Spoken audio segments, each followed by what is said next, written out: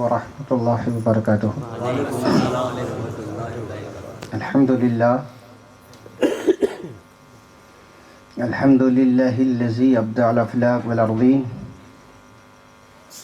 والصلاة والسلام علی من کان نبیا وآدم بین الماء والطین، وعلی آلہ واصحابہ وازواجہ وذریاتہ واہل بیتہ اجمعین،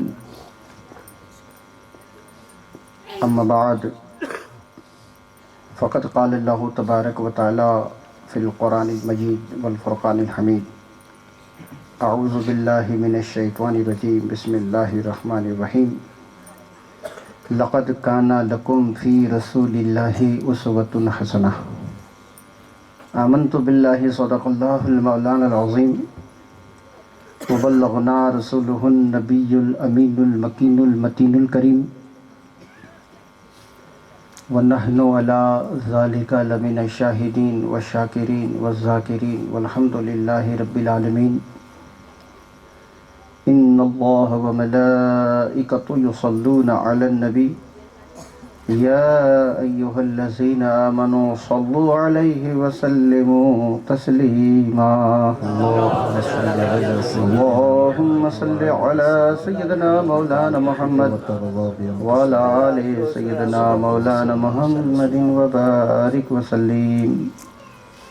الہی خیر گردانی بحق کے غوث جیلانی، شاہ من سلطان عالم سید احمد کبیر، خاطر ما جمع کن یا غوث العظم دستگیر، بگرداب بلا افتادہ کشتی، ضعیفہ نے شکستہ رات و پستی، بحق کے کھاں جائے عثمان ہارونی، مدد کن یا معین الدین چشتی، یا سید اشرف جہانگیر، دست منظار و ناتواگیر، یا اشرف زمانہ زمانہ مدد نما، درہائے بستہ راز کلید کرم کرم کرم کشا، سبحان ربک رب العزت عما یصفون، وسلام علی المرسلین، والحمد للہ رب العالمین، بحق لا الہ۔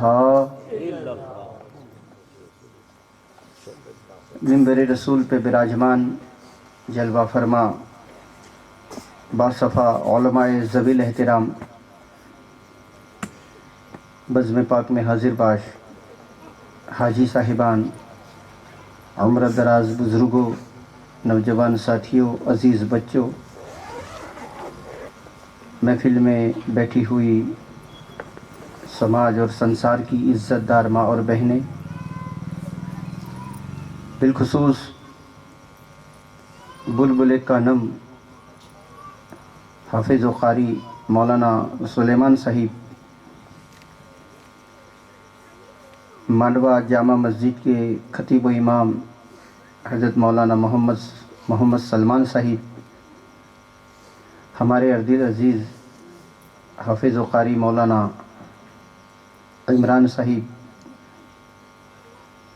سورہ سامر کے خطیب و امام مولانا سراج الدین صاحب، سنور جامع مسجد کے امام مولانا مبارک صاحب، ہردل عزیز ہمارے راٹھوڑ ایوب بھائی، ہمارے منتری صاحب، ہمارے حاجی صاحب، عزیزم ہمارے یوسف بھائی اور اسماعیل بھائی، جن کی بیٹی کی شادی پر بہت سمے پہلے مجھے یہ تاریخ دی تھی، اور میں نے آپ کی اس تاریخ کو، اس سمے کو آپ کے لیے قبول کیا۔ وقت کی پابندی کے ساتھ آپ سبھی کے دیار محبت میں حاضر آیا۔ مجھ سے پیشتر آپ حضرات ایک مشہور و معروف کہنا مست نعت گو مولانا سلیمان صاحب سے آپ نے بہت پیاری پیاری نعتیں اور باتیں سنی۔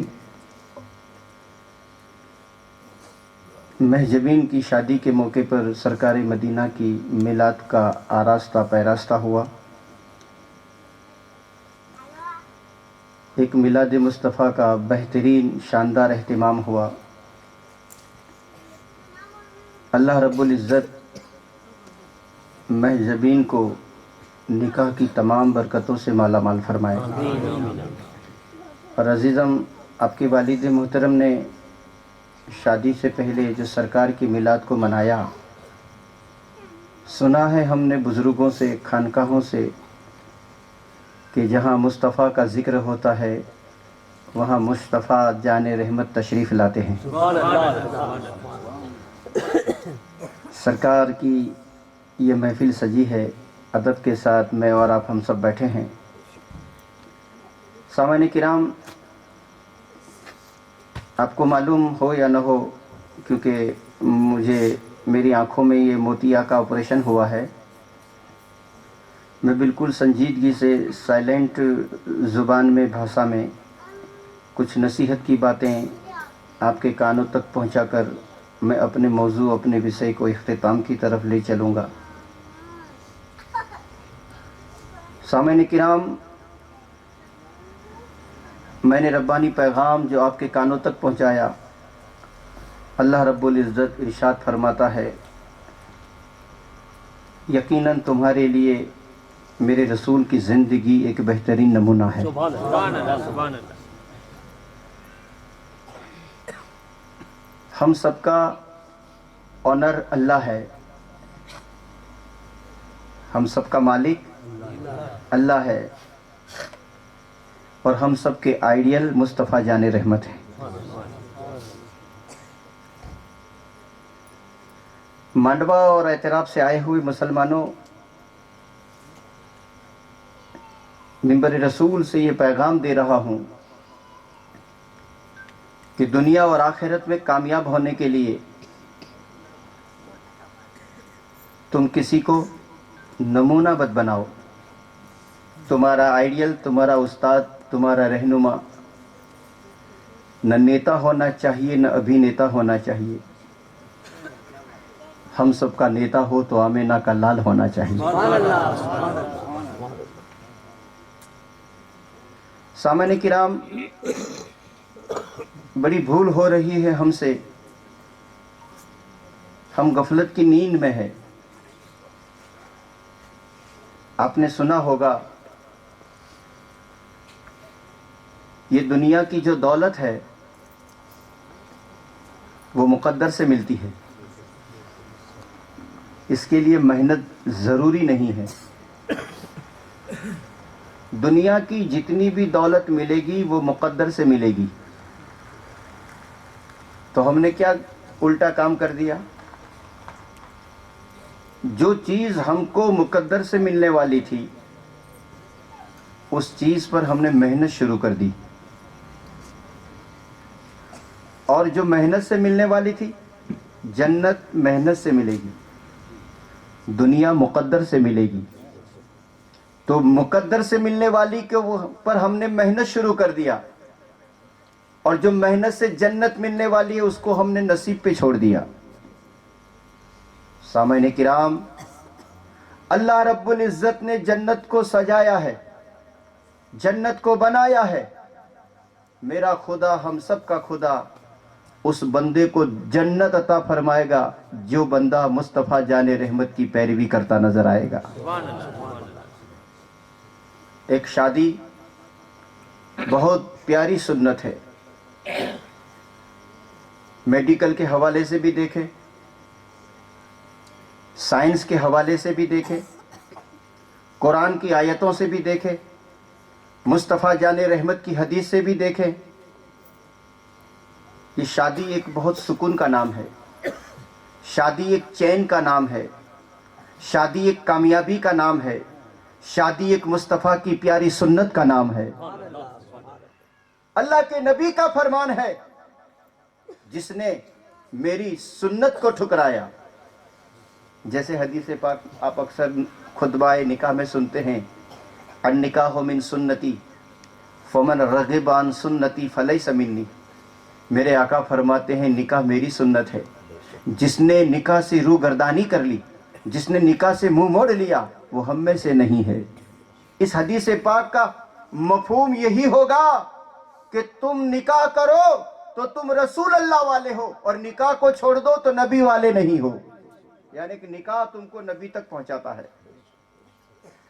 سامعین کرام، آپ نے دیکھا ہوگا کہ جب ایک باپ اپنی بیٹی کو دلہن بناتا ہے، حدیث پاک اس کا مفہوم آپ کے کانوں تک پہنچا رہا ہوں. جب ایک بیٹی کی شادی ہوتی ہے، دنیا کے رسم و رواج کے مطابق جب اس کو پیٹھی لگائی جاتی ہے، دلہن بنائی جاتی ہے، پھر بارات آتی ہے، پھر نکاح ہوتا ہے. نکاح کے بعد جب بیٹی اپنے باپ کے گھر کو چھوڑ کر اپنے سسرال کی طرف جاتی ہے، آقا انعامدار فرماتے ہیں کہ جب بیٹی اپنا میکہ چھوڑ کر، اپنے باپ کا گھر چھوڑ کر جب اپنے سسرال میں پہلا قدم رکھتی ہے، جیسے بیٹی کا پہلا قدم سسرال میں گرتا ہے، اسی وقت اس باپ کے لیے اللہ جنت کا دروازہ کھول دیتا ہے. سامعین کرام، اللہ بہتر جانے کہ بیٹی کے نکاح کے بعد یا بیٹے کے نکاح کے بعد تمہارے گھر ہونے والا پوتا اور نواسا، اللہ بہتر جانتا ہے وہ کس مسند پر پہنچے، کس کرسی پر پہنچے، کس منبر پر پہنچے، کس درجے پر پہنچے. پتا چلا، معلوم یہ ہوا، جن کی شادیوں میں مصطفیٰ کی سنتیں ادا ہوتی ہے، اس نکاح میں خدا کی برکتیں ہوتی ہے، اور اس نکاح کے بعد پیدا ہونے والی اولاد اللہ کی حق پر، اللہ کے بندے، مصطفیٰ کے امتی اور گوسو خواجہ کے دیوانے پیدا ہوتے ہیں. بندہ حق ہوتا ہے وہ. آپ کو معلوم نہیں، سنت کی طاقت میں بتاؤں آپ کو. بہت مشہور و معروف واقعہ ہے. بادشاہ اورنگزیب عالمگیر اتنے بڑے بادشاہ بھی ہے، اتنے بڑے عالم بھی ہے، اللہ کے ولی بھی ہے. میں نے اورنگزیب کے تعلق سے بہت کچھ ہسٹری پڑھی ہے. جب آپ جمنا ندی کے کنارے نماز پڑھ رہے تھے اور اچانک پانی اور سیلاب آیا، آپ کے خادم اور آپ کے سپاہی کہتے ہیں حضرت نماز میں ہیں، حضرت جلدی نماز سے نکل جائیے، سلام پھیر دیجئے، ندی میں سیلاب آیا ہے، ہو سکتا ہے آپ نماز پڑھتے رہے اور سیلاب آئے آپ کو بہا کر لے جائے. آپ سکون سے نماز پڑھتے رہے، اطمینان سے نماز پڑھتے رہے. سکون کے ساتھ نماز پڑھنے کے بعد آپ نے اپنی تروال کو نکالا اور ندی سے کہنے لگے، خبردار، جب بھی اورنگزیب کی تروال چلی ہے تو ظالموں پر چلی ہے، کہیں تجھ پر نہ چل جائے، کہیں تجھ پر نہ چل جائے. بس اتنا کہنا تھا، ندی نے اپنا راستہ موڑ دیا. ہاتھوں سے قرآن لکھنے والے، زمین پر کھڑے ہو کر آسمان میں لکھے ہوئے قرآن کی آیتوں کو پڑھنے والے اورنگزیب، آپ کی بارگاہ کے اندر ایک بہو روپی آ گیا. بہو روپی کہتے ہیں نا، وہ آیا آپ کی بارگاہ میں ادب کے ساتھ کھڑا ہو کر کہنے لگا، بادشاہ، میں اتنا چالاک ہوں، پورے بھارت میں مجھ سے بڑا کوئی بہو روپی نہیں ہے. میں اچھوں کو دھوکہ دے دیتا ہوں. میری بات میں، میرے لباس میں، میری ادا میں بہت کچھ چیزیں چھپی ہوئی ہے، آپ مجھے پہچان نہیں سکتے کہ میں کون ہوں. بادشاہ اورنگزیب کہتے ہیں، ٹھیک ہے، کبھی آزمانے کے لیے آ جانا. 2-4 مہینے گزرنے کے بعد وہ بہو روپیہ چین کا حکیم بن کر آیا. وہ لباس پہن کر آیا، چین کی بھاشا بولنے لگا، شکل و صورت کو بدل دیا، بھاشا کو بدل دیا، حکیم بن کر آیا. اور جیسے بادشاہ کا ہاتھ اور نبض پکڑنا چاہتا ہے، بادشاہ نے چند سکے نکالے اور دے دیے. لے، ہم سمجھ گئے تو بہو روپی ہے. سبحان اللہ. کہا اس وقت بھی بادشاہ نے دھوکہ نہیں کھایا. پھر کوئی وزیر بن کر آیا، یہ بن کر آیا، وہ بن کر آیا. جب بھی وہ آتا تھا بہو روپیہ، بادشاہ اس کو پہچان لیتا تھا، چند سکے دے کے اس کو نکال دیتا تھا. اس نے سوچا کہ اب کیا کام کیا جائے، بادشاہ کو سکنجے میں لینے کے لیے کون سا پروگرام بنایا جائے. دنیا کے تمام پروگرام فیل ہو سکتے ہیں مگر مصطفیٰ کی سنتیں کبھی فیل نہیں ہو سکتی. اس نے ماسٹر پلان بنایا، داڑھی کو رکھا، ایسی داڑھی کو سجایا جیسے مصطفیٰ نے سجایا تھا، سر پہ امامہ باندھا، سفید جبہ پہنا اور پہاڑ پر چلا گیا، مصلی بچھایا، نماز کے وقت نماز پڑھتا تھا، نماز پڑھنے کے بعد ذکر کرتا تھا، ذکر کے بعد درود شریف پڑھتا تھا، 1 سال تک مسلسل مصطفیٰ کی سنتوں کے سانچے میں ڈھلتا رہا، سجدہ کرتا رہا، تلاوت کرتا رہا، ذکر و اذکار کرتا رہا۔ پہاڑ کی بلندی پر اس فقیر کو دیکھ کر لوگ آپس میں باتیں کرنے لگے، چلو دعا چاہیے تو پہاڑ پہ چلو، کوئی اللہ کا ولی آیا ہے جس کا سر ہمہ وقت سجدے میں رہتا ہے، جس کی زبان ذکر الہی میں رہتی ہے، جس کے ہاتھ میں ہمیشہ تسبیح کے دانے پھرا کرتے ہیں، چلو دعا لینے کے لیے وہاں چلے۔ لوگ آتے تھے، جب یہ پانی مانگتا تھا لوگ دودھ دیتے تھے، جب یہ روٹی مانگتا تھا لوگ بوٹی دیتے تھے۔ ایک ذم غفیر ہو گیا، لوگوں کا آنا جانا ہو گیا، یہاں تک کہ ایک میسج بادشاہ کے دربار تک پہنچا، بادشاہ جنگ میں فتح حاصل کرنی ہے، خزانے کو سلامت رکھنا ہے، دولت کو سلامت رکھنا ہے، تخت و تاج کو سلامت رکھنا ہے، تو آپ کو ایک کام کرنا پڑے گا، فلاں پہاڑ کی بلندی پر ایک اللہ کا ولی بیٹھا ہے، اس کی دعا لینی پڑے گی۔ بادشاہ نے سوچا کہ ٹھیک ہے، جب اس طرف جانے کا سمے آئے گا تو ہم ان کو ملتے چلیں گے۔ اتفاق سے بادشاہ کو کسی شہر میں مہمان بن کر جانا تھا، اتفاق سے وہی راستہ آیا جس میں پہاڑ آتا تھا اور پہاڑ پر وہ ملا بیٹھا تھا۔ وزیروں نے کہا، صلاح کاروں نے کہا، بادشاہ یہی پہاڑ پر اللہ کے ولی بیٹھے ہیں، جاؤ دعا لے لو، تمہاری سلطنت کو اللہ سلامت رکھے گا، تمہارے تخت و تاج میں کبھی زوال نہیں آئے گا۔ بادشاہ نے بستی والوں کی، وزیروں کی، صلاح کاروں کی باتیں سنی اور خود بادشاہ پہاڑ پر چڑھ رہا ہے۔ چڑھتے چڑھتے جیسے ہی وہ فقیر سامنے نظر آیا، بادشاہ جھک گیا، اپنا تاج اس کے قدموں میں رکھ دیا، چند اشرفیاں تھی وہ بھی آپ نے سکے تھے اس کے قدموں میں رکھ دیے اور کہا، بابا ابھی تو میں مہمان بن کر جا رہا ہوں، ابھی تو میں مہمان بن کر جا رہا ہوں، کوئی اتنا سامان میرے پاس نہیں ہے، مگر آپ میرے محل میں آنا، میرے دربار میں آنا، میں آپ کو خوب نوازوں گا، میں آپ کو بڑے لمبے چوڑے نذرانے دوں گا۔ تاج کو رکھ دیا، پیسوں میں، جیب میں جو پیسہ تھا وہ رکھ دیا، اور بادشاہ کہتا ہے، سرکار اب اجازت ہو تو میں چلوں؟ بولے ٹھیک ہے بادشاہ، آپ جا سکتے ہیں۔ جب بادشاہ واپس نکلا، چند قدم چلا، وہ 100 روپیہ کھڑا ہو کر کہنے لگا، بادشاہ آج میں نے تم کو دھوکہ دے دیا، میں نہ کوئی عالم ہوں، نہ کوئی صوفی ہوں، نہ پیر ہوں، نہ میں ولی ہوں، میں وہی 100 روپیہ ہوں۔ کہا اب کیا ارادہ ہے؟ بادشاہ نے کہا اب کیا ارادہ ہے؟ بس اب 100 روپی بننے کا ارادہ چھوڑ دیا، میرے من ہی من میں مجھے یہ آواز آ رہی ہے، اے اللہ کے بندے تو سنتوں کا ڈھونگ کرتا تھا، بادشاہ تیرے قدموں میں جھک گیا، اگر حقیقت میں تو سنتوں پر قائم ہو جاتا، تیری دنیا الگ ہوتی، تیرا رتبہ الگ ہوتا۔ اب میں نے توبہ کر لی ہے، جب سنتوں کا ڈھونگ کیا تو مجھے پانی کی جگہ دودھ ملتا تھا، روٹی کی جگہ مجھے بوٹی ملتی تھی، اور وقت کا سلطان بھی میری بارگاہ میں جھک رہا ہے۔ پتہ چلا، معلوم یہ ہوا، میرے مصطفیٰ کی سنتوں میں اتنا پاور ہے کہ جو سنتوں پر عمل کرتا ہے وقت کا گوشت بن جاتا ہے، بھارت کا راجہ خواجہ بن جاتا ہے۔ سامعین کرام، سنتوں پر اپنی زندگی کو بسر کریں۔ یہ شادی سنت ہے۔ جب مصطفیٰ جان رحمت کی سنت اور شریعت کے ساتھ جب شادی ہوتی ہے، اس گھر میں کبھی غریبی نہیں آتی ہے، کبھی محتاجی نہیں آتی ہے۔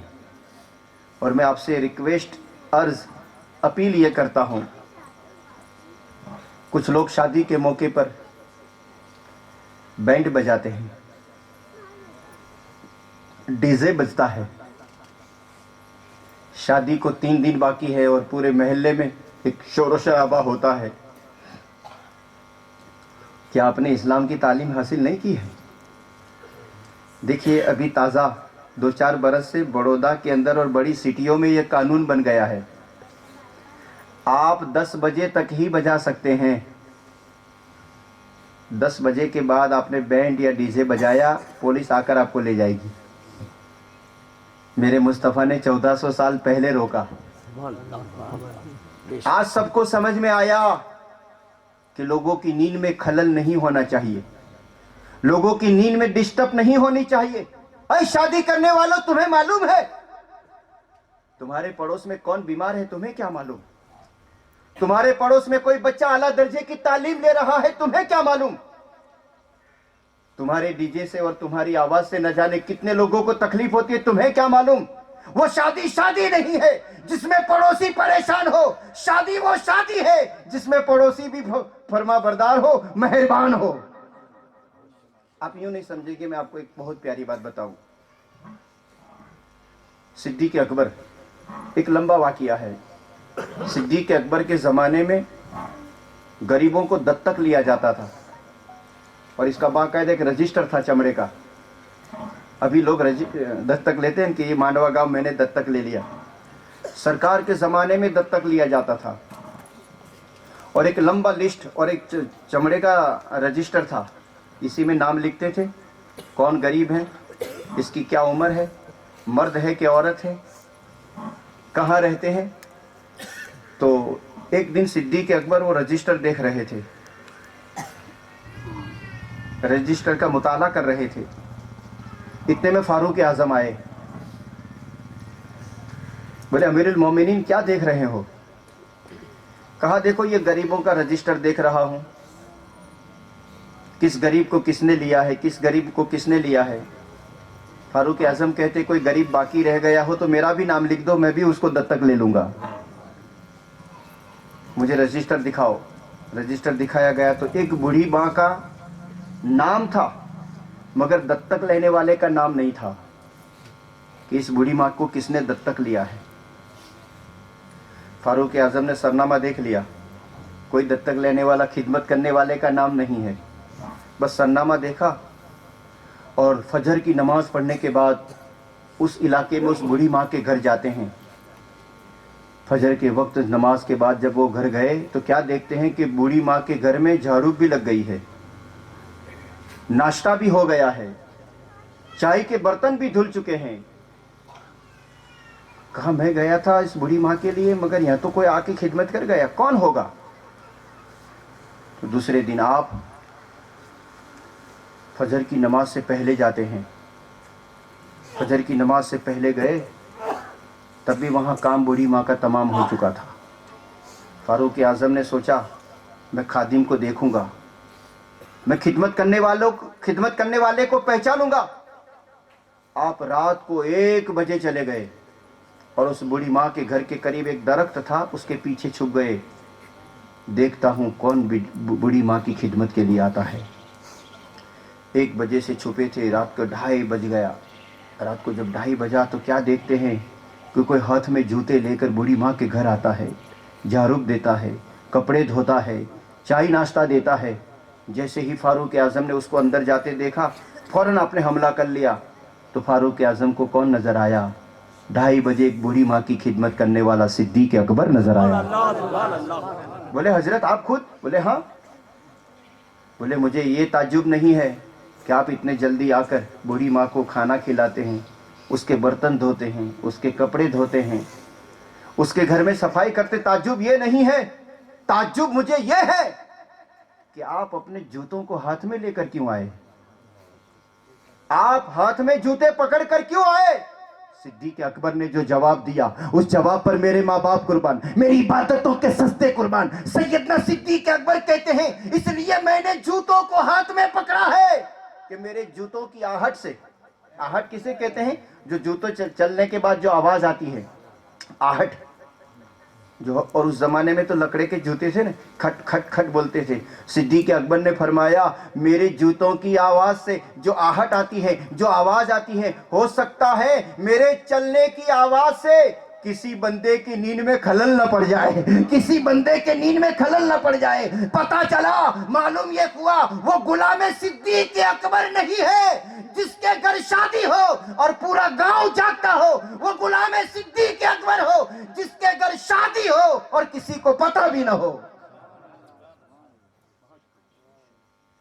हमारे बुजुर्गों ने ये तालीम दी है। अरे बंदे तो बंदे। अहमद कबीर रिफाई का वाकया आपने सुना होगा। अहमद कबीर रिफाई जब चलते चलते जा रहे थे, क्यारी आई डांगर की। डांगर का खेत तो आप जानते हैं ना, कि डांगर का जो खेत होता है तो इधर भी डांगर में पानी, इधर भी पानी, बीच में एक छोटा सा रास्ता होता है। आप इसे पगडंडी रास्ते से चल रहे थे और सामने कुत्ता आ गया, आप खड़े हो गए। मन ही मन में कहने लगे, ए कुत्ते, तू क्यारी में गिर जा, तेरे न कपड़े गंदे होंगे, तुझे न नमाज पढ़ना है, मुझे तो नमाज पढ़ना है, मेरे कपड़े गंदे होंगे। बस ऐसा ही ख्याल कर रहे थे और मन ही मन में सोच रहे थे कि ये पगडंडी रास्ते से नीचे उतर जाए तो मैं चला जाऊं, और कुत्ता ये कहता था ये हजरत उतर जाए तो मैं चला जाऊं। अल्लाह से दुआ की, अल्लाह इसको कुछ हिदायत दे, इसको बोलने की ताकत दे या समझने की ताकत दे। अहमद कबीर रिफाई की दुआ थी। ये अहमद कबीर रिफाई, हमारे जितने भी बुजुर्ग हैं उनकी ये शान है।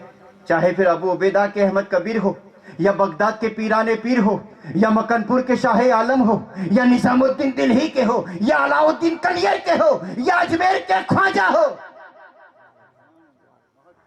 या अहमदाबाद के शाह आलम या कुतुब आलम हो, या बीरपुर के महमूद दरियाई दूल्हा हो, या कारंटे के कुतुब दादा हो।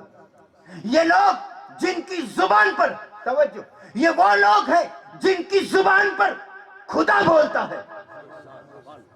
जबान उनकी होती है, आवाज खुदा की हुआ करती है। अय अल्लाह इसको कुछ हिदायत दे, ये उतर जाए तो मैं चला जाऊं, या उसको समझने की ताकत दे। तो अहमद कबीर रिफाई कहते हैं, कुत्ते तू नजीस है, तू क्यारी में उतर जा, तुझे नहाना नहीं है, तुझे नमाज पढ़नी नहीं है, मुझे तो नमाज पढ़नी है, मेरे कपड़े गंदे हो जाएंगे। हाय हाय हाय हाय हाय। अहमद कबीर रिफाई को जो कुत्ता जवाब देता है, कितना प्यारा जवाब दिया। कुत्ता जवाब देता, अहमद कबीर रिफाई, क्यारी में गिर जाओ, कपड़े गंदे होंगे तो धुल सकते हैं, मगर दिल जब गंदा हो गया 7 समंदरों से भी नहीं धुलने वाला है, 7 समंदरों से भी नहीं धुलने वाला है। सामान्य किराम, ये दिल की पाकीज़गी, कहते हैं गुजराती भाषा में कहते हैं, ये प्रभुता में पगले पाड़ रहा है। शादी, इसका संसार शुरू होने वाला है, संसारी जिंदगी शुरू होने वाली है। ऐ मांडवा के नौजवान मुसलमानों, जब तुम्हारी जिंदगी की शुरुआत हो, निकाह के बाद जिंदगी शुरू होती है। मांडवा के मुसलमानों, जब तुम्हारी जिंदगी की शुरुआत हो तो शैतान नहीं, मदीने से मुस्तफा आने चाहिए। इसलिए अगर तुमने बैंड बजाया तो शैतान आएगा, मिलाद रखी तो मदीने से मुस्तफा आएगा। सबको दावत देने के तरीके हैं, किसी को फोन के जरिए, किसी को कंकुतरी के जरिए, किसी को मुसलमानों को रुकना चाहिए। कोई समाज, कोई संसार, कोई काम नहीं आएगा। आपको पैसे बचाने हैं।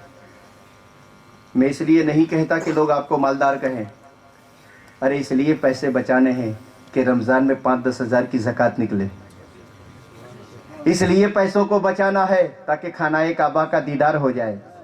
इसलिए पैसे बचाना है कि हमारे घर कुर्बानी हो। इसलिए पैसे बचाना है कि मस्जिद के मीनारों को हम बुलंद करें। इसलिए पैसों को बचाना है कि हम दवा खाना बनाए। इसलिए हमको पैसा बचाना है किसी बीमार की दवा करें। इसलिए हमको पैसा बचाना है कि समाज और संसार को एक स्कूल हम अता करें। लाखों रुपया खर्चा हो गया आपके गांव में, अभी तक मंडप का और बैंड का हिसाब किया जाए तो 2-5 करोड़ रुपये हो गया होगा। काश मांडवा का मुसलमान 50 बरस पहले संभल गया होता और इसी पैसों को बचाया होता तो आज मांडवा की धरती पर स्कूल भी होती, कॉलेज भी होती, दवाखाना भी होता, एजुकेशन भी होता, इसी समाज में नूर भी होता, निकहत भी होती, इज्जत भी होती और कामयाबी भी होती। मंडप का, शादी का खर्चा आप सुमारे, हजारों बेटे दूल्हे बने, سامعین کرام، آئیے ایک بہت پیاری بات آپ کے کانوں تک پہنچا رہا ہوں۔ اللہ نے دیا ہے تو یہ پیسہ حرام کام، اسلام کے ویرودھ میں استعمال نہ کیا جائے۔ ہماری مسجدوں سے، ہمارے مدرسوں سے، ہمارے دواخانوں سے، ہماری اسکولوں سے یہ آواز آ رہی ہے، اے سخی بندے کہاں ہو، آ جاؤ۔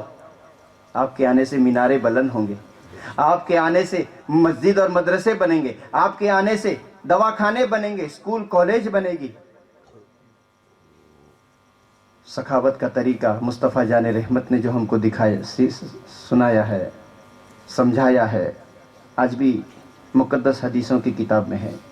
ایک بہت پیاری بات آپ کے کانوں تک پہنچا رہا ہوں۔ جس پیسوں کو آپ اللہ اور اس کے رسول کی راہ میں خرچ کریں گے، انشاءاللہ اس کی کچھ برکتیں سماج کو بھی ملے گی اور آپ کو بھی ملے گی۔ یہ حدیث پاک ہے، ایک لمبی حدیث ہے، اس کا مفہوم آپ کے کانوں تک پہنچا رہا ہوں۔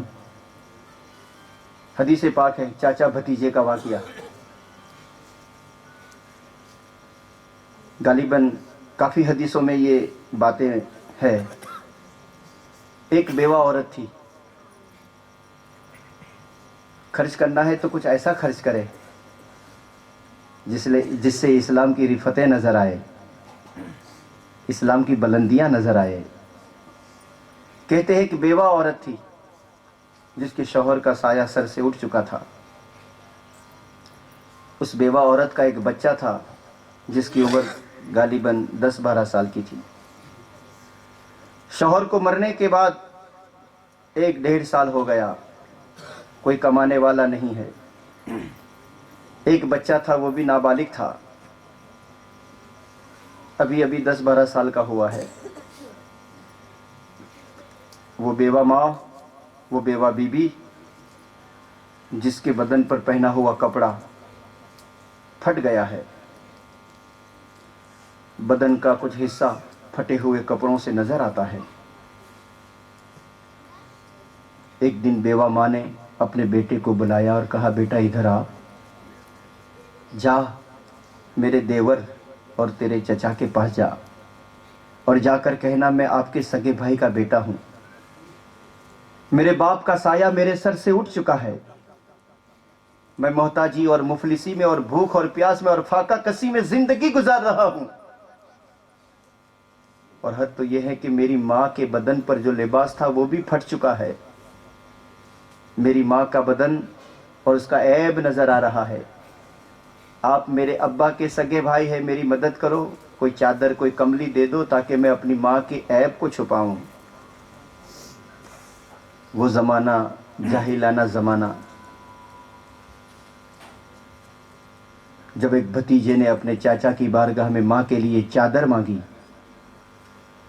حدیث پاک میں آتا ہے کہ اس چاچا نے اس بیٹے کو اتنا جھڑکا، اتنا ڈانٹا، شرم نہیں آتی؟ تیرا باپ مر گیا ہے تو تیری ماں کو چادر میں دوں، یہ کروں وہ کروں، خوب ڈانٹا، خوب جھڑکا۔ 12 سال کے بیٹے سے جب برداشت نہ ہوا تو آنکھوں سے آنسو نکلا اور چاچا کی دہلیز کو روتے روتے چھوڑا اور ماں کی بارگاہ میں روتے روتے پہنچا۔ ادب کے ساتھ عرض کرتا ہے، امی تو نے چچا کے پاس مجھے بھیجا، مجھے اتنا رسوا کیا، مجھے ڈانٹا، مجھے ویسا بولا۔ بیٹے کی بات کو سن کر ماں کو بھی رونا آ گیا۔ اس لہجے میں بیٹے نے بات کی جس لہجے میں چچا نے بات کی تھی۔ ماں، ایک امید تھی ہماری کہ ہمارا کوئی مددگار نہ ہوگا تو چچا تو ہوگا، بڑی امید باندھ کر میں گیا تھا، مگر میں وہاں سے نامراد آیا، مجھے ڈانٹا گیا، مجھے جھڑکا گیا۔ اماں نے بھی رونا شروع کیا۔ یہ سماج اور سنسار کی بات ہے، سنا ہے جب ایک پتی اور ایک شوہر کا انتقال ہو جاتا ہے، نہ ددیال والے کام آتے ہیں نہ ننیال والے کام آتے ہیں۔ ایک عورت کی عزت، ایک عورت کا وجود، ایک عورت کا وقار اس کے شوہر کی حیات پر ہے۔ بیوہ عورت خوب رونے لگی، بیٹے نے پانی پلایا، میری ماں مت رو، تیرا رونا مجھ سے برداشت نہیں ہوتا۔ کہا، ماں اگر تو اجازت دے تو میں نے سنا ہے مسلمانوں کی جو نبی ہے وہ بہت دیالو ہے، بہت سخی ہے، ان کی بارگاہ سے کوئی مایوس نہیں آتا۔ تو میری ماں ہے، تیری اجازت اور تیری پرمیشن کے بغیر میں نہ جاؤں گا۔ امی نے کہا بیٹا وہاں مت جا، ہم نے سنا ہے جو وہاں چلا جاتا ہے وہ ان کا ہو جاتا ہے، تجھے مسلمان بننا پڑے گا، تو مت جا۔ کہا امی آپ مجھے اجازت دے دیجئے، میں جاؤں گا اور ان کی دہلیز پہ کھڑا ہو کر کہوں گا اے مسلمانوں کے نبی، مجھے تمہاری مدد کی ضرورت ہے، آپ میری مدد کرنا چاہے تو کیجئے، میں مسلمان نہیں بنوں گا، میں کلمہ توحید و رسالت پڑھ کر داخل اسلام نہ ہوں گا۔ دیالو کرپاڑو مہربان نبی نے کہا بیٹا بول تو صحیح، تجھے حاجت کیا ہے، تجھے کس مدد کی ضرورت ہے؟ کہا میں مسلمان نہیں بنوں گا۔ بولے حاجت تو بول۔ اس وقت وہ 12 سال کا بیٹا میرے مصطفیٰ صحابہ کے جھرمٹ میں بیٹھے ہیں اور بیچ میں جا کر کہتا ہے میری ماں کا لباس پھٹ کر پرانا ہو چکا ہے، اتنے پیون اتنے تھنگلے لگائے مگر پھٹا جا رہا ہے، میری ماں گھر سے باہر نہیں نکل سکتی، میری ماں کے بدن کو اور عیب کو چھپانے کے لیے میں آپ کی بارگاہ میں ایک چادر لینے کے لیے آیا ہوں۔ ہائے ہائے ہائے، حدیث پاک میں آتا اللہ کے رسول کے پاس ایک ہی چادر تھی، حسین و جمیل چادر تھی، بڑی لمبی اس کی فضیلت آئی ہے حدیث پاک میں۔ اللہ کے رسول یہ اوڑھ کے بیٹھے تھے، کہا تیری ماں کے بدن کا عیب دکھتا ہے، تیرے پاس اور کوئی چادر نہیں ہے، تیرے سماج اور سنسار میں کوئی رشتہ دار نہیں ہے؟ اس بیٹے نے کہا رشتہ دار تو بہت ہے مگر سب نام کے ہیں، کوئی کام کے نہیں ہے، میں چاچا کے پاس گیا تھا، اس نے بھی مجھے نکال دیا، مجھے جھڑکا دیا، اور میرے ماں کا عیب چھپانے کے لیے میں چادر لینے کے لیے آیا ہوں۔ آپ کی سخاوت کے چرچے سنے ہیں، آپ بہت دیالو ہے، آپ بہت کرپاڑو ہے، آپ اپنا خیال نہیں کرتے، آنے والے کو دے دیا کرتے ہیں، بس اسی امید کو لے کر آپ کی چوکھٹ پر آیا ہوں۔ میرے آقا صحابہ کے جھرمٹ کے بیچ میں کھڑے ہو کر اپنی ایک چادر تھی وہ بھی اس یتیم بچے کو دے دیتے ہیں، ہائے ہائے ہائے، دے دیتے ہیں۔ کہا آپ نے اپنی ایک چادر دے دی، آپ کیا کریں گے؟ اللہ کے نبی کا جواب کوئی شاعر قلم بند کر کر کہتا ہے یہ دربار محمد ہے، یہاں اپنوں کا کیا کہنا، یہاں سے ہاتھ خالی غیر بھی جایا نہیں کرتے، جا لے جا۔ میں نے کب کہا تو مسلمان ہو، میں نے کب کہا تو کلمہ پڑھ؟ اللہ کے نبی نے اپنے بدن سے اتاری چادر اس بیٹے کو دے دی، وہ بیٹا ماں کی بارگاہ میں جاتا ہے اور ماں نے جیسے چادر کو اڑا، یا ایھا المزمل، اس سورہ کی تفسیر کو کبھی دیکھ لینا، اتنا وقت نہیں ہے، یہ نور والی چادر۔ ماں عائشہ سے پوچھو اے عائشہ تو چادر کی کیا خوبی بیان کرتی ہے؟ تو ماں عائشہ فرماتی ہے کہ ایک دن میں نے اللہ کے رسول کی چادر کو سر پہ اڑا تھا اور اللہ کے رسول گھر کی طرف آ رہے تھے، میں دروازے پر کھڑی تھی تو میں چلا کر کہنے لگی یا رسول اللہ جلدی چلے آؤ، جلدی چلے آؤ، خوب بارش ہو رہا ہے، آپ کو سردی ہو جائے گی، آپ کو زکام ہو جائے گا، چلا رہی ہے۔ اللہ کے نبی جیسے قریب آئے اور ماں عائشہ صدیقہ نے رسول اللہ کے سر پہ ہاتھ رکھا، بارش کا کوئی قطرہ بھی نظر نہیں آیا، نہ چادر بھیگی ہے، نہ سر بھیگا ہے، نہ بدن بھیگا ہے۔ بولے آقا میں تو دیکھ رہی ہوں کہ آپ پہ بارش ہو رہا ہے مگر آپ کا بدن تو خشک ہے، خشک بدن ہے، کورا بدن ہے، بھیگا ہوا نہیں ہے۔ اس وقت سرکار مدینہ فرماتے ہیں اے عائشہ تم نے میری چادر اوڑھی ہے، سبحان اللہ، میری چادر کی برکت سے اللہ نے تمہاری آنکھوں سے غیب ظاہر کر دیا ہے، جو خانقی میں اللہ کی رحمت کی بارشیں ہو رہی ہے یہ چادر کے ذریعے تم دیکھ رہی ہو، یہ چادر کے ذریعے تم دیکھ رہی ہو، یہ مصطفیٰ کی چادر، یہ مصطفیٰ کی کملی۔ ارے ہم سنی مسلمان ہیں، ہم سنی مسلمان ہیں۔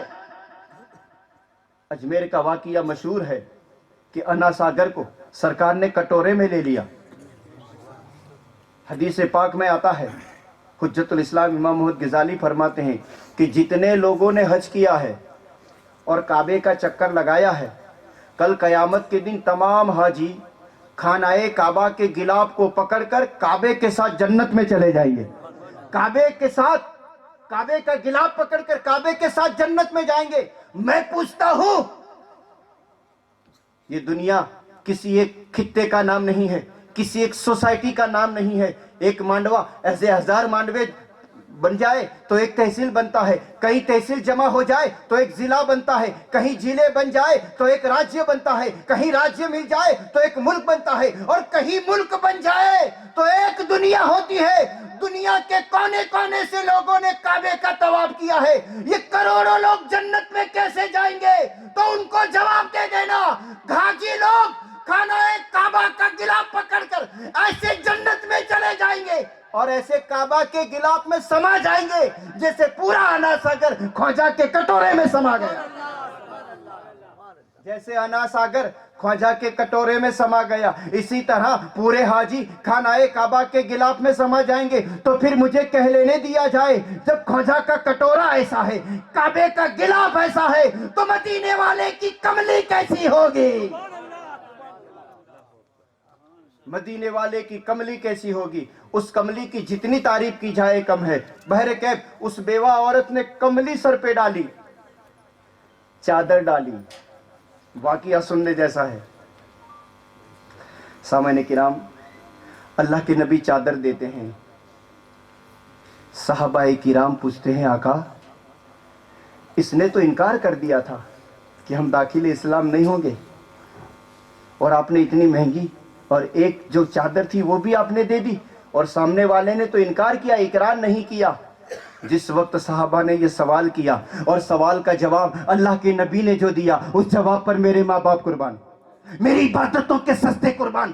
سرکار مدینہ نے جواب دیا ہے، میرے صحابہ، یہ محمد بن عبداللہ، یہ آمینہ کا بیٹا صرف مسلمان بنانے نہیں آیا ہے، عورتوں کے عیب کو چھپانے بھی آیا ہے.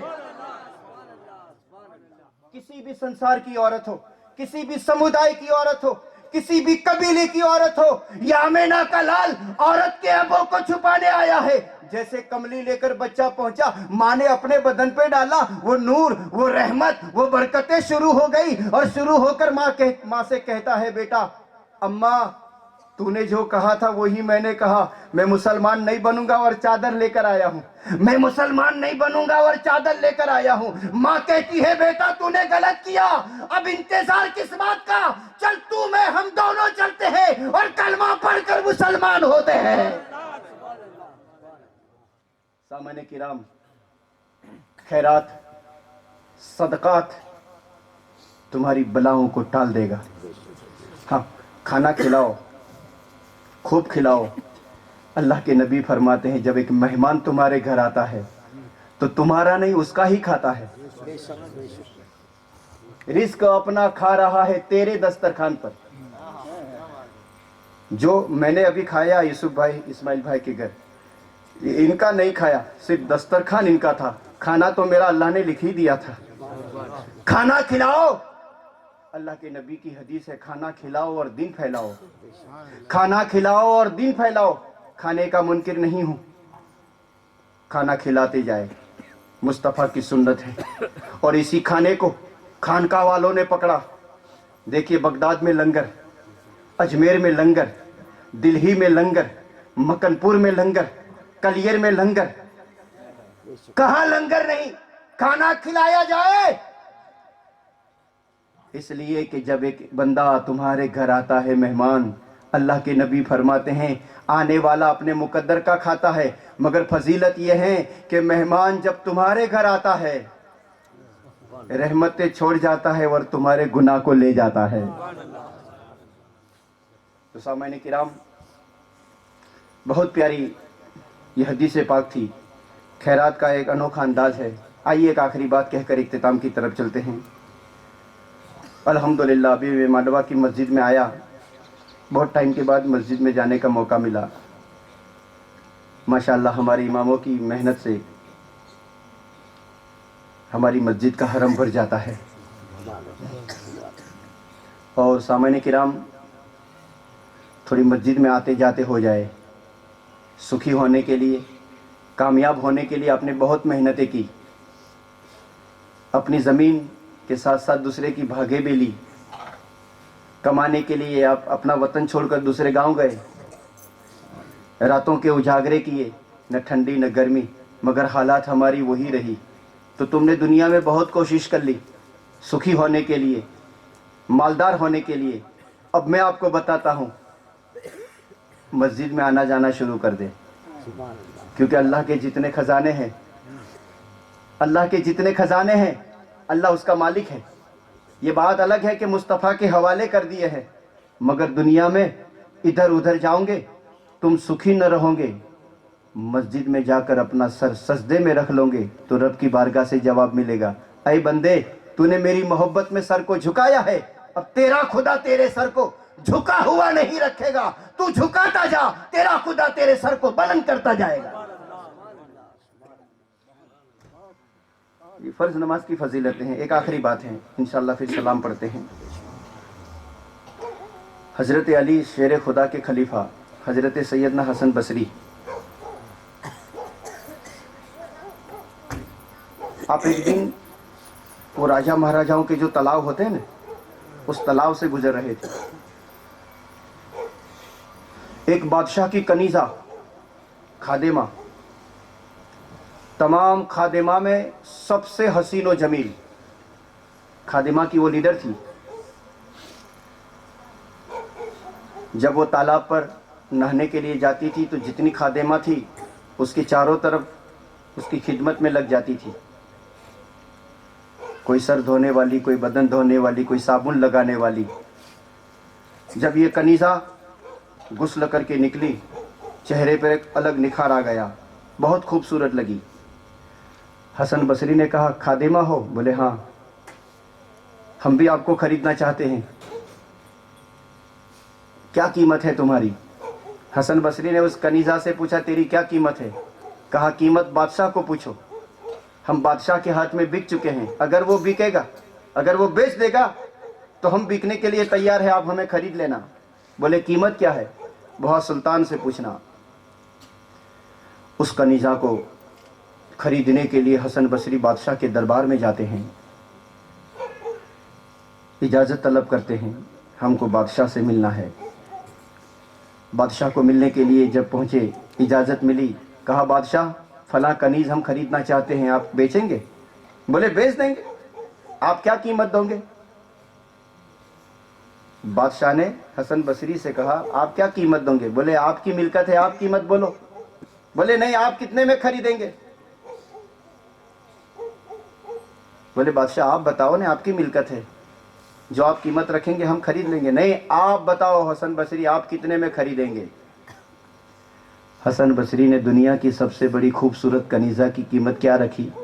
2 کھجور, وہ بھی سوکھی, 2 سوکھی کھجور.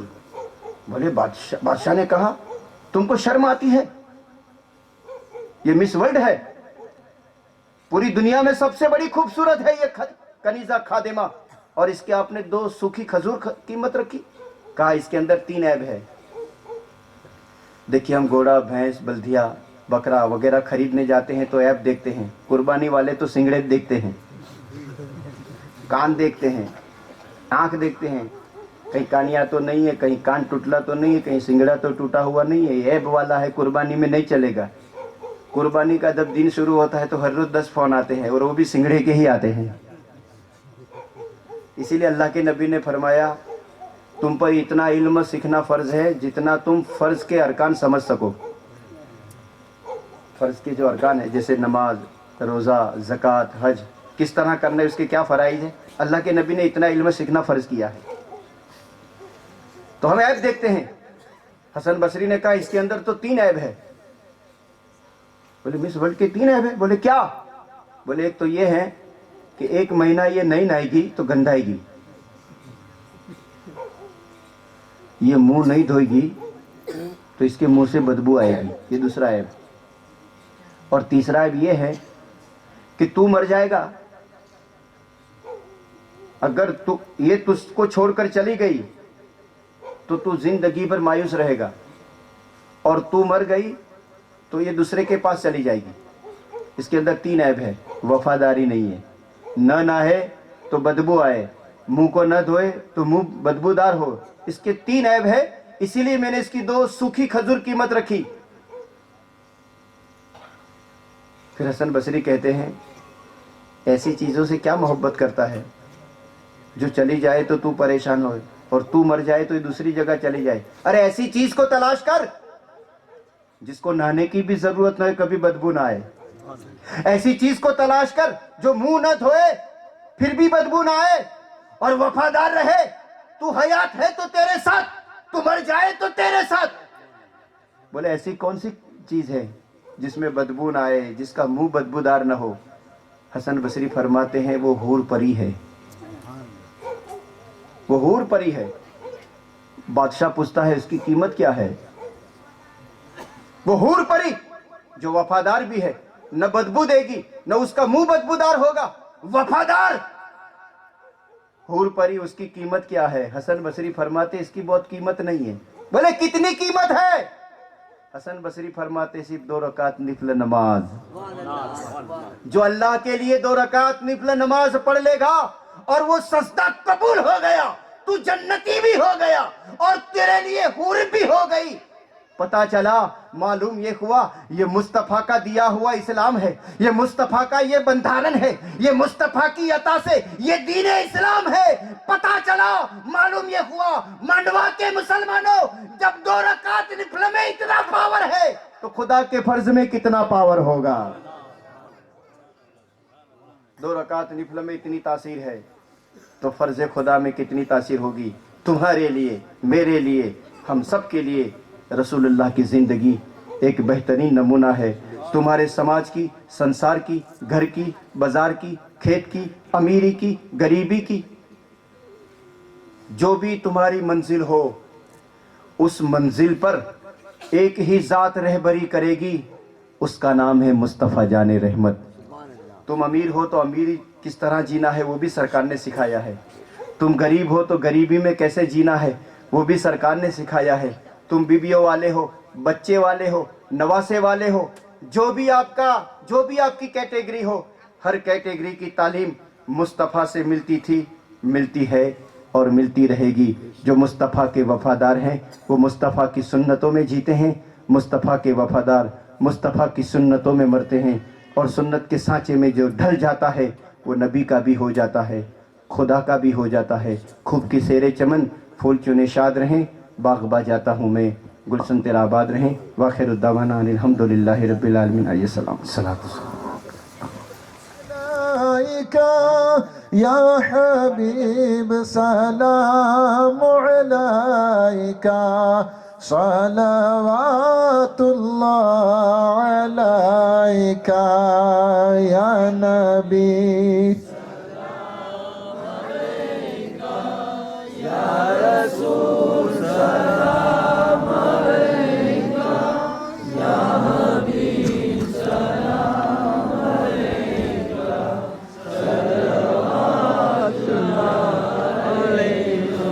اے میرے مولا کے پیارے، نور کے آنکھوں کے تارے، اب کسے سید پکارے. تم ہمارے ہم تمہارے یا نبی. رسول سلام علیکہ، یا حبیب سلام علیکہ، صلوات اللہ علیکہ. والصلاة والسلام علیکہ یا رسول اللہ وعلی آلکہ وصحابکہ وازواجکہ وذریاتکہ واہل بیتکہ یا حبیبی یا رسول اللہ صلی اللہ تعالیٰ علیہ وسلم. خدا بندہ کریمہ کارسازہ بندہ نوازہ، آج کی اس پر نور محفل میں میں نے تیری حمد کی، تیرے نبی کی نعت کی، تیرے مقبول بندوں کا ذکر کیا. پروردگار اس ذکر خیر کو اپنی بارگاہ میں مقبول فرما. اس محفل پاک میں مرد عورت بوڑھے بچے جوان جتنے حاضر آئے ہیں سب کی حاضری کو قبول فرما. ہم سب کی جان مال عزت آبرو ایمان کی حفاظت فرما. ہم سب کی روزی روزگار میں عزت آبرو میں علم و عمل میں عمر میں برکتیں عطا فرما. اے اللہ تقوی والی زندگی نصیب فرما. سنت اور شریعت کی پابندیاں نصیب فرما. میرے مولا ہم سب کو ایک بنا, سب کو نیک بنا. اے اللہ ہماری مسجدیں مدرسے خانقاہیں آباد فرما. ہمارے خانۂ دلوں کو آباد فرما. اے اللہ اس بستی کو آباد فرما. گھروں کو محلوں کو آباد فرما. بالخصوص میرے مولا تیری اور تیرے نبی کی محبت میں ہمارے اسماعیل شاہ نے یہ میلاد مصطفیٰ کا اہتمام کیا. اس اہتمام کے درمیان میں ان کو جو بھی خرچہ ہوا اے اللہ اس خرچے کو اپنی بارگاہ میں قبول فرما. اس خرچے کا بہتر بدلہ ان کو دنیا میں عطا فرما, آخرت میں عطا فرما. ان کے گھر سے بلا بیماری پریشانی پسیمانی دور فرما. ان کے گھر میں تیری برکتیں رحمتیں نعمتیں نازل فرما. ناگہانی بلاؤں سے محفوظ فرما. دارین کی نعمتوں سے مالا مال فرما. میرے مولا آنے والی 27 تاریخ کو محضبین بانو اور عادل شاہ کا نکاح ہوگا. اے اللہ اس نکاح کی برکتوں سے انہیں مالا مال فرما. نکاح کی برکتوں سے ان کے رزق میں کشادگی عطا فرما. ان کو آپس میں اتحاد اتفاق مایا محبت نصیب فرما. ان کو صاحب اولاد بنا. ان کو ماں باپ کی ساس و سسرا کی خدمت کرنے کی توفیق عطا فرما. اے اللہ اس نئے جوڑے کو ایسی محبت نصیب فرما جیسی محبت تو نے تیرے پیارے نبی اور ماں عائشہ ماں خدیجہ کے مابین عطا کی, علی شیر خدا اور بی بی فاطمہ کے مابین عطا کی. ایسی محبت محجبین اور عادل شاہ کے مابین عطا فرما. یا اللہ نکاح کی برکتوں سے مالا مال فرما. یا اللہ ہمارے سماج اور سنسار کے نوجوان بچوں کو تیرے پیارے نبی کی پیاری پیاری شریعت اور سنت کے ساتھ شادی اور نکاح کرنے کی توفیق عطا فرما. غوث و خواجہ کے صدقے, مخدوم مرتضیٰ کے صدقے, بالخصوص سرکار سیدنا بابا پیارے کے صدقے وسیلے اے اللہ ہماری دعائیں قبول فرما, ہماری دعائیں مقبول فرما. وصلی اللہ تعالی علی خیر خلقہ ونور عرشہ سیدنا مولانا محمد وعلی آلہ وصحابہ اجمعین برحمتک یا ارحم الراحمین. اقرأوا الفاتحہ الی روح النبی الکریم علیہ التحیۃ والتسلیم. یہ تو پھر تحائف ذکر و اذکار میں